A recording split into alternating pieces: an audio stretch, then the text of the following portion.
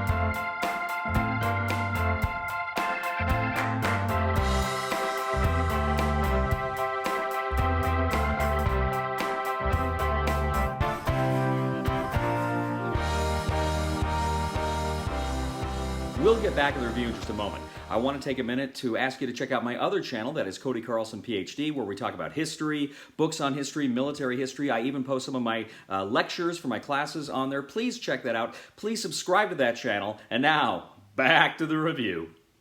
In On the Underground, London, Berlin from LudiCreations, 2 to 5 players will take on the roles of various builders of subway track lines as they attempt to escort a passenger from one location to another, to another, to another, to another.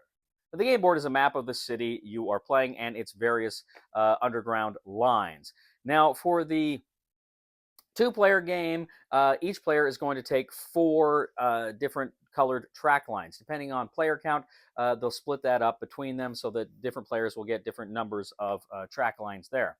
But essentially, how the game works is you will be constructing these lines. Now, there will also be a passenger token that you will place on the start location on the board. You'll have a deck of cards. You'll shuffle the cards and you will reveal 4 of the cards. The cards will tell you where on the board certain locations are that the passenger wants to go to.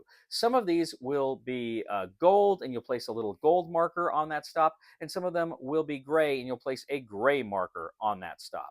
Now, here's the thing. This passenger hates to walk. He likes to take the train everywhere. Not only does he like to take the train, he likes to take the fewest number of lines to get to his location. Even if it means he's going to go longer, he's always going to take the fewest number of lines.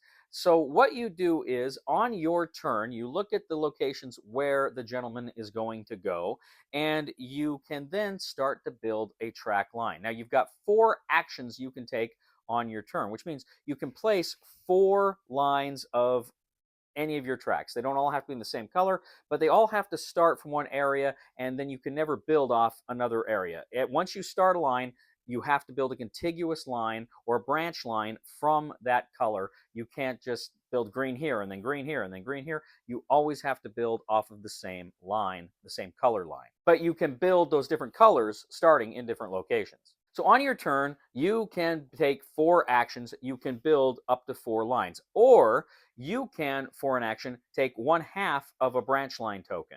Now that's important because as you build your line, you can only build just as a single line. But if you have 2 branch line tokens, you can turn them in to build 1 track off of branch line, meaning you're creating kind of a 3rd branch coming off of that line, which will be very important as the game progresses. Now, once you've completed your 4 actions, the passenger will move. Now, the passenger will always go to the nearest gold location. He will go there again, meaning he has to walk the fewest spaces, and he has to take the fewest lines. So he will go to the closest gold location. Once he goes there, you remove the gold block, and then he's going to go to the closest gray location. And so he'll go there, and you'll remove that block. Now, for every line that he goes on, that is to say, every colored line that he goes on, the owner of that line will score 1 point. Now, it doesn't matter how far he goes, how many sections of the line he goes on, he just will score 1 point for the owner of that line if he goes along it. Again, he may take multiple colored lines, so more than one person can potentially score on any given round. Now, once you have removed those location blocks, you then remove those cards into a discard pile. You draw two more cards, and then you place out the appropriate colored blocks on the board. If no gold blocks come out, then he's just going to go to the nearest gray block. Now, there are also various spots on the board where you can gain points. For instance, anytime you connect to one of kind of the blue areas, you go ahead and you can gain 1 point. If you connect to the kind of red areas, you get 2 points, plus you get 1/2 of the branch line.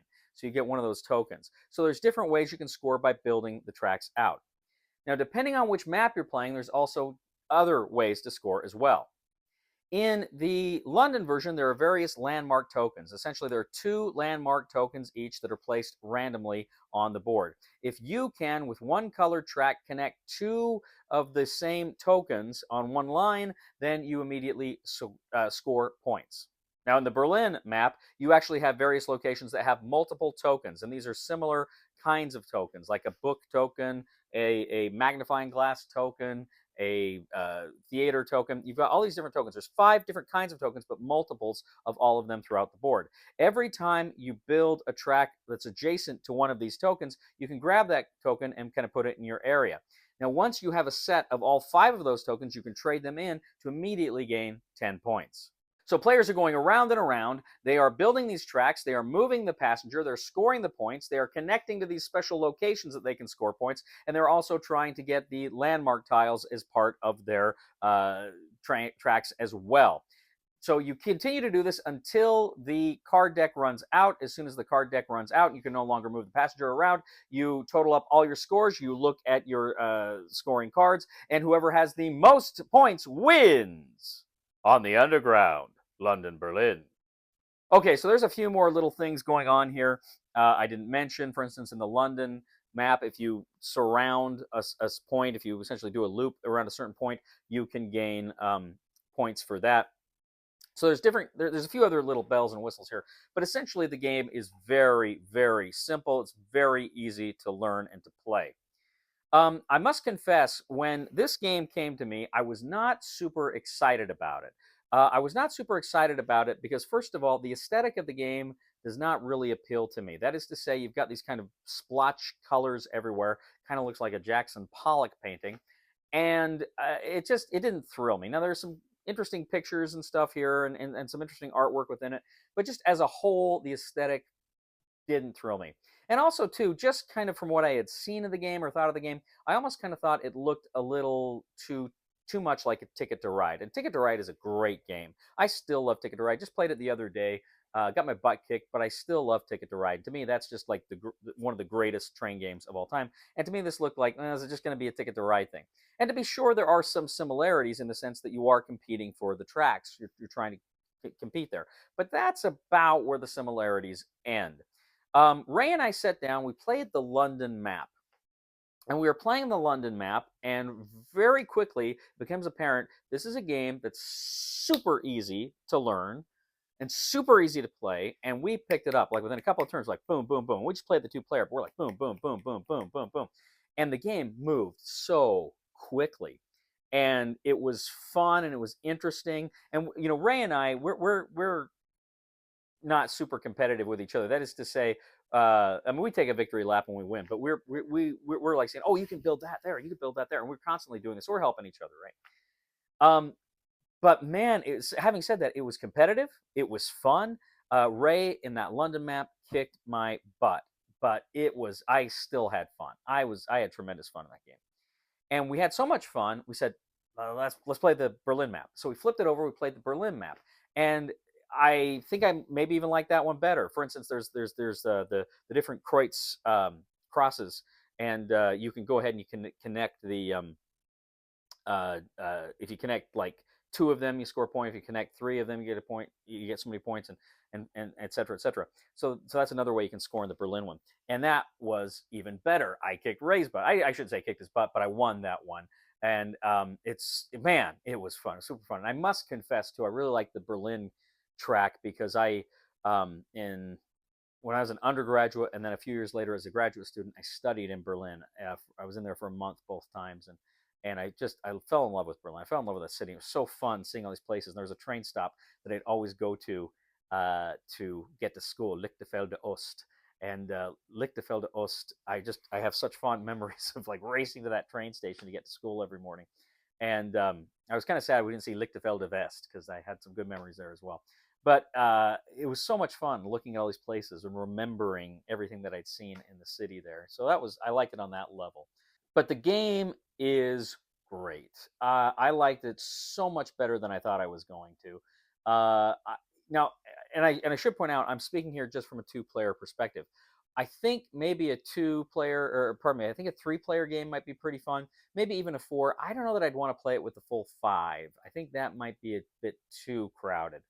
But I really like this game. It's super easy. It's super fun. You play it, and it's a pretty quick game. I mean, I think it says an hour to an hour and a half, and I think both games we played were about an hour, maybe a hair longer for the first one.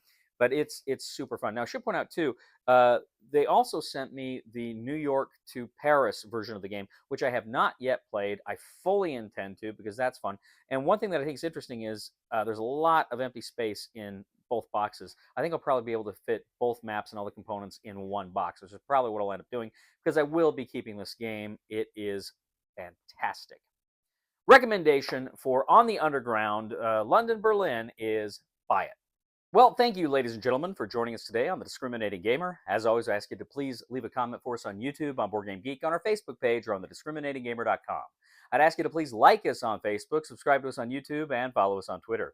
I'd also ask you, ladies and gentlemen, to please check out my other channel, that is Cody Carlson, PhD, where we talk about military history, books on history, fun things like that. I'd ask you to please check that out, and please subscribe. It would mean a lot to me.